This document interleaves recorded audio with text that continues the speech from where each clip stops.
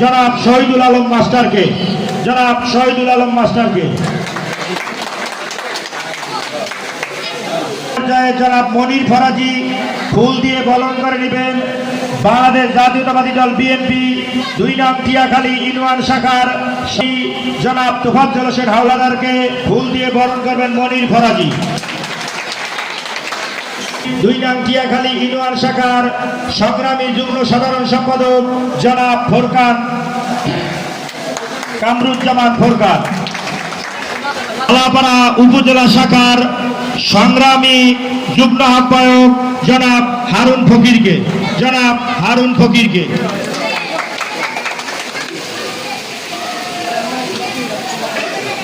দিয়ে বরণ করে নেবেন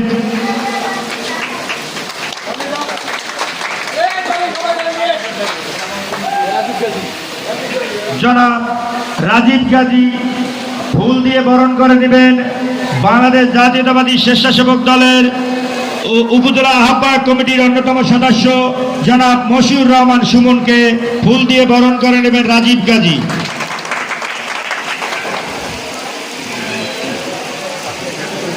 আহ্বায়ক কমিটির সদস্য জনাব মনিরুল ইসলাম সুমন শিকদারকে।